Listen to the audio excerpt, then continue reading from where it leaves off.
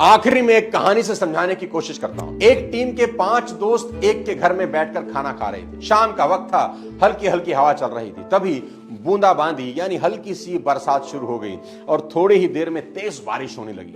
उन 5 में एक टीम लीडर था। उसको लगा इन चारों को जिंदगी का सबसे बड़ा सबक सिखाता हूं। उसने चारों से कहा, हाथ धोकर वापस आ जाओ, एक खेल खेलेंगे। वो चारों हाथ धोने चले गए और इस टीम लीडर ने वहीं टेबल पर 4 चीजें सजा दी। एक चम्मच, एक खाली गिलास, एक नहाने वाला मग और एक बाल्टी। अब वो चारों हाथ धोकर वापस आए। टीम लीडर से पूछने लगे, हमें क्या करना होगा? तो टीम लीडर ने उस टेबल की तरह इशारा करते हुए कहा, जहां ये चारों चीजें रखी थी, कि अपनी पसंद की एक एक चीज उठाओ और बाहर बारिश में जाओ और बारिश का पानी उसमें भर के ले आओ। तो एक ने चम्मच उठाई, एक ने खाली ग्लास, एक ने नहाने वाला मग और लास्ट वाले ने बाल्टी। अब चारों अपना अपना ऑब्जेक्ट लेकर बारिश में चले गए और वहीं अपना ऑब्जेक्ट लेकर बारिश का पानी भरने का वेट करने लगे। सबसे पहले बारिश ने चम्मच को भर दिया और वो वापस आ गया। फिर बारिश ने उस खाली ग्लास को भर दिया और वो भी वापस आ गया।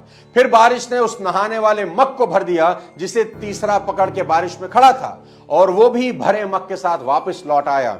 सबसे आखिरी में जिसके पास बाल्टी थी वो आया। बारिश के पानी से बाल्टी अब ऊपर तक भर चुकी थी। उस टीम लीडर ने अब उन चारों को उनकी जिंदगी का सबसे बड़ा सबक दिया कि 2 चीजें सिखाता हूं तुमको।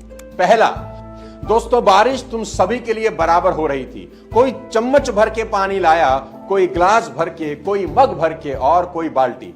बारिश हर बर्तन को भर रही थी। सवाल यही है कि तुम कौन सा बर्तन भरना चाहते हो और कितना बड़ा भरना चाहते हो। कुदरत के पास देने के लिए सब कुछ है, लेकिन अगर तुम्हारा बर्तन ही छोटा है तो देने वाला भी क्या कर लेगा।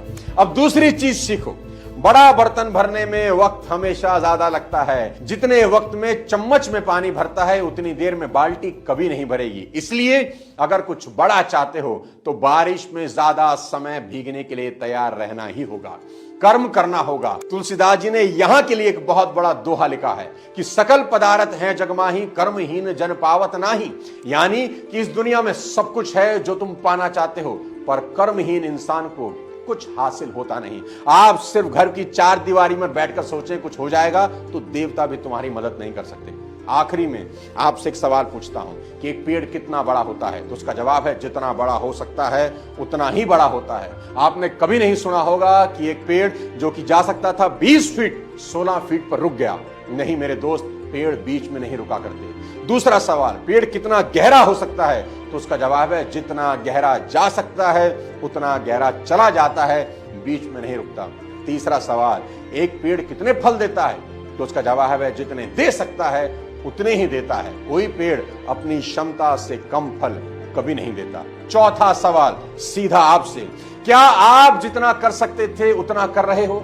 अगर जवाब है हां तो मेरी शुभकामनाएं, लेकिन अगर जवाब है ना तो उठो और मेहनत करो कि कुछ समय बाद खुद की पीठ थपथपाने का मन करे। ऐसा काम करो कि काम को भी लगे किसी ने उसे किया है। दोस्तों, आज का ये वीडियो उम्मीद करता हूं आपकी जिंदगी में मील का पत्थर साबित होगा।